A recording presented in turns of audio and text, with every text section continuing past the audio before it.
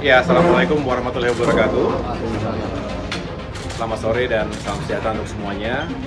Alhamdulillah, kami baru saja berdiskusi dan saya sebagai tuan rumah acara pertemuan diskusi sekaligus rapat tim kecil di DPP Partai Demokrat ini merasa senang, berbahagia bisa menyambung silaturahim.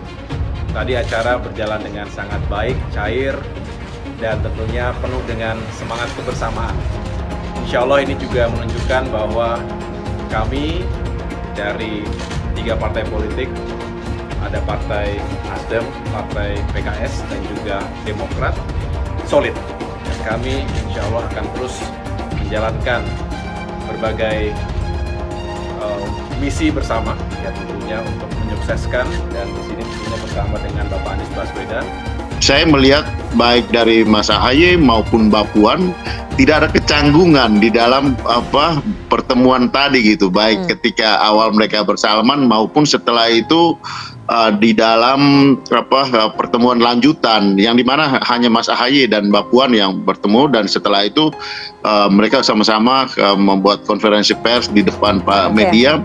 Sama sekali nggak ada kecanggungan, nggak ada handicap di antara kedua pemimpin muda ini gitu.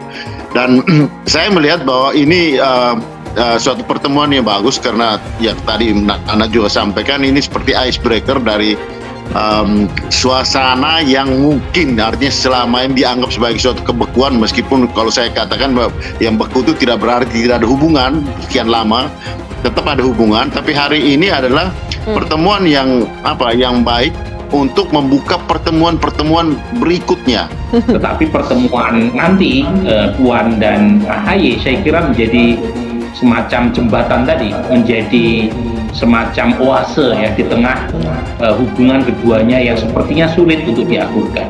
Tetapi lagi-lagi menganggap pertemuan tersebut semata-mata urusan silaturahmi saja saya kira juga tidak, ya pasti ada motif politiknya. Meskipun Zilvia, saya tidak yakin ada koalisi lebih jauh antara kedua belah pihak, karena menurut saya kedua partai ini sudah terikat dengan koalisi masing-masing, itu satu.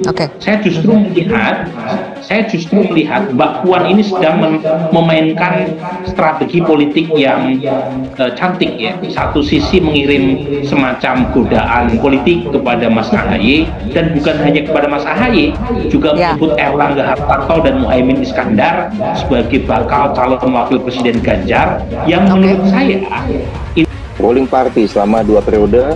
PDIP saat ini sedang menjadi the ruling party. Sebelumnya PDIP berpengalaman sebagai oposisi, kami sendiri saat ini juga sedang menjadi oposisi gitu. Nah, bagaimanapun pertemuan keduanya ini diharapkan, kalau tadi bahasanya kebekuan ya tadi Pak Andreas, tapi kalau Mas Ahaye menyampaikan ini adalah seperti oase.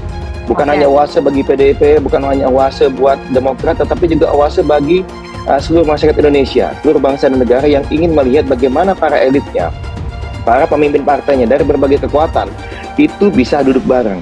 Mungkin ada pandangan-pandangan yang berbeda, ada pilihan-pilihan politik yang berbeda, tetapi bagaimana kita masih dalam satu kerangka yang sama untuk Indonesia yang lebih baik gitu. Nah, inilah yang kesepahaman ini yang sama-sama dimiliki oleh Mas Ahaye dan Mbak Puan. Dan tadi sudah tegas dan jelas juga setelah pertemuan, saya memang belakangan karena tadi tidak sempat ya, karena ada tugas lain ya, disampaikan bahwa ini bukan satu-satunya. Selama 4 kali periode Pilpres ini tidak menjalin komunikasi yang intensif. Pilpres ya. Kalau pilkada saya melihat cukup banyak koalisi atau kerjasama dengan Demokrat di Pilgub maupun pemilihan kepala daerah. Dan langkah-langkah terobosan ini tentunya bukan tanpa dasar dan bukan tanpa tujuan, tapi kalkulasi-kalkulasi yang bisa melahirkan langkah terobosan yang seperti disampaikan oleh Mbak Puan adalah fondasi dasar di dalam memaknai kita berdemokrasi saat ini dengan dinamika berbagai persoalan, tantangan dan ancaman bangsa saat ini maupun ke depan, yang akhirnya melahirkan generasi Mbak Puan dan Ahaye ini untuk ketemu, Mas Ahaye dan Mbak Puan. Saya melihat bukan berarti bahwa dinamika politik konflik lama itu. Ulama dan habaib bertemu AHY, dukung berpasangan dengan Anies. Dikutip dari republika.co.id Jakarta, Ketua Umum DPP Partai Demokrat Agus Harimurti Yudhoyono (AHY) mendapatkan dukungan sebagai calon wakil presiden Cawapres pendamping Anies Rashid Baswedan dari beberapa ulama Madura dan tanah daerah lainnya. Mereka bertemu AHY dengan mengatasnamakan Forum Silaturahmi Komunikasi Ulama Kiai dan Habaib Indonesia, Forsiku Habin.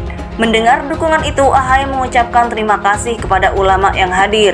Apalagi selama ini setiap kali dirinya datang ke Pulau Garam tersebut, selalu sambutan warga begitu hangat dan selalu bersahabat. Dia merasa energi yang luar biasa itu bisa menambah semangat baik dari Partai Demokrat maupun Koalisi Perubahan untuk perbaikan KPP. Kita saat ini berkejaran dengan waktu. Sesegera mungkin bisa terjadinya deklarasi pasangan mewakili gerakan perubahan ini.